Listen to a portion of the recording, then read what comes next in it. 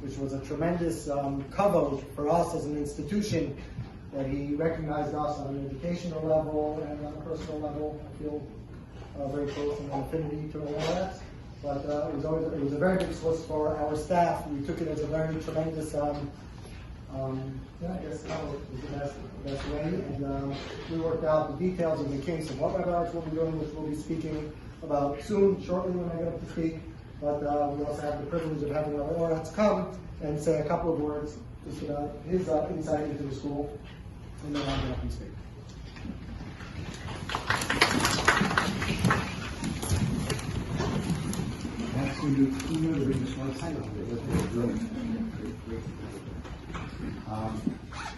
Good afternoon, everybody. Thank you so much for joining us, and Rabbi, thank you so much for having me here today.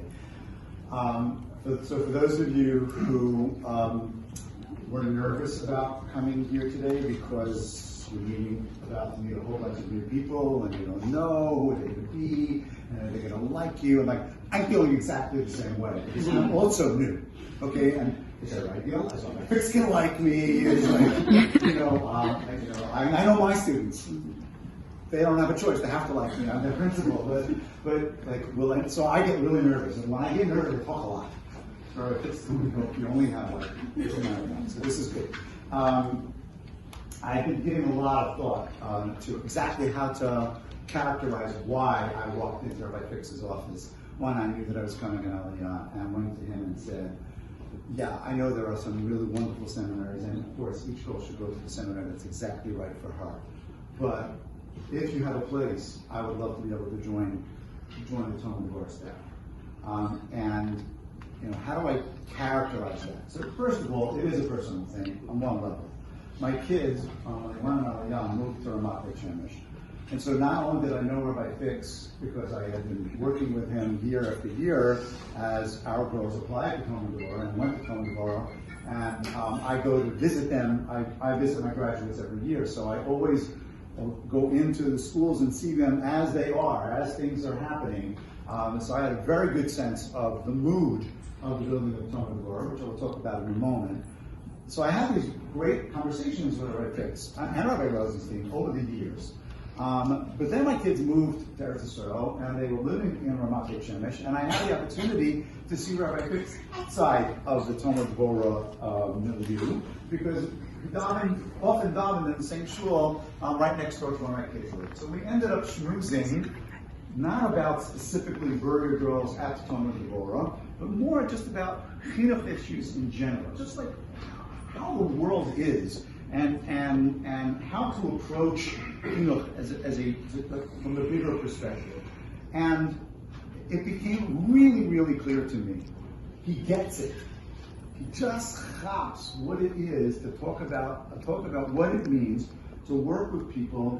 Yes, there are some obviously some hard and fast rules that exist in the world, but within those Dalet Amos, every single person needs their own way, and it just felt so comfortable for me to recognize, because one of the things that we are very big on at Brunch, and I could only work in a place where this was just as true, is that each girl was going to get that which she needed, and that I certainly felt that from the perspective not only of the girls that I sent there, but from the perspective of the way Rabbi Fix sees the world. That's a place that I would love to be able to be part of. Let me just share a quick Dvar Torah with you from this coming week's Sidro, all right, where Bnei Israel are running away from, they left Mitzrayim, and all of a sudden they turn around and they see that the Egyptians are running after them, all right. So they turn to Moshe, and a whole number of things happen when they turn to Moshe. This is what happens.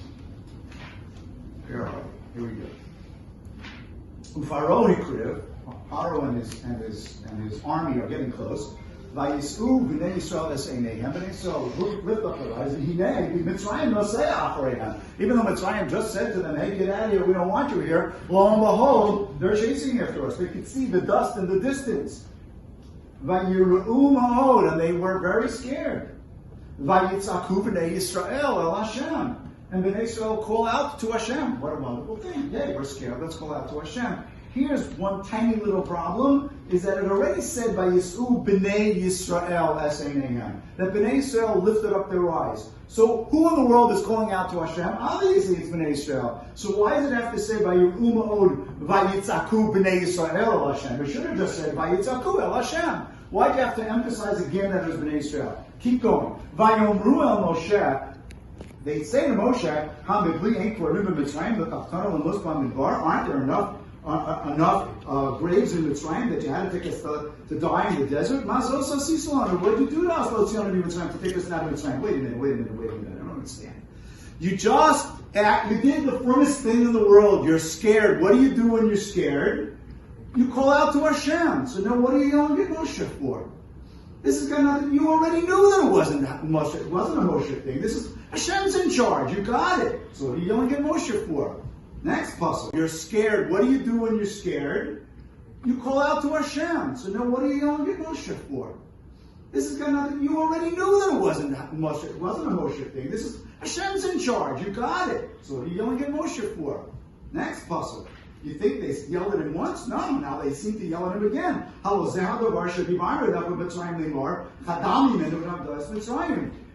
We told you this already in Mitzrayim. Leave us alone and let us stay slaves in Mitzrayim. He told Mitzrayim, better that we should be slaves in Mitzrayim. Then we should die in the desert. What are you yelling at him again about dying in the desert? You just yelled at him about dying in the desert. If you're already going to yell at him once. Yell at him twice.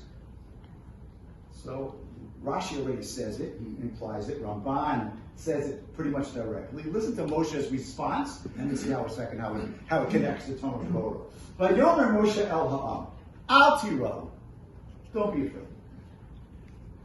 Hisyatzvu, stand there. Uru'u es Yeshuas Hashem, and see the salvation of Hashem. Asher Yaseh Lochem Hayom, that He's going to do for you today.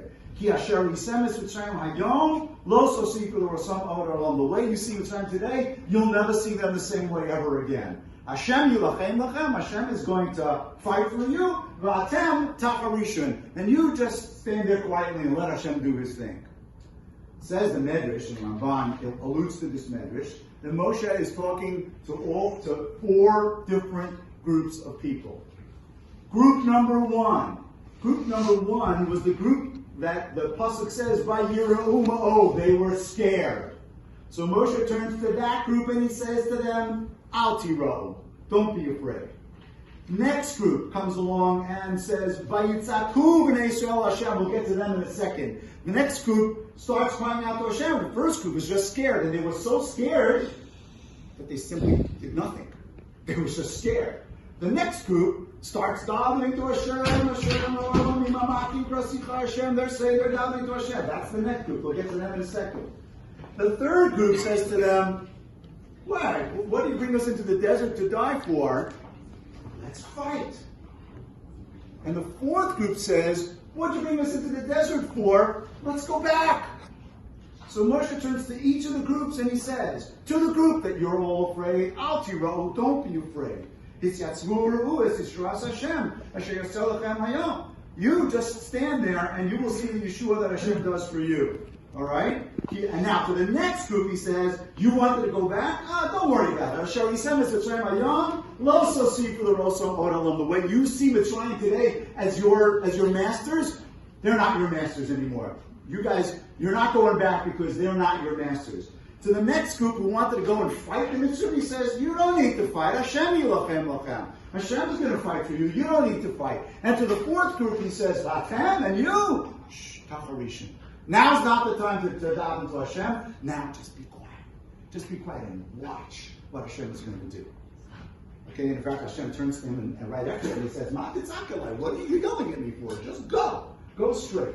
So Moshe Rabbeinu understood that I have in front of me all of Klal Yisrael, and not one of them is the same. This group wants that, and that group wants that, and that group wants that, and this is what they need. This one needs to fight, and this one needs to stand, and this one needs to daven, and this one needs... And Moshe Rabbeinu turns to each of them and says, you need to grow in your davening, I'll help you grow in your davening. You need to grow in your area of Shmiras and Mitzvos, I'm going to help you grow in your Shmiras and Mitzvos. You need to work on Medon Lachaveru. I'm going to help you work on Medon Lachaveru. You need to work on Medon La'atzmo. You have to get a sense of yourself first. We're going to work with you with that. Each group gets what they need. Each person gets what they need. And that is what I saw what Rabbi Fix Chaps gets, what Tomer Dvorah gets. And then they invited me back. Wow, that felt good.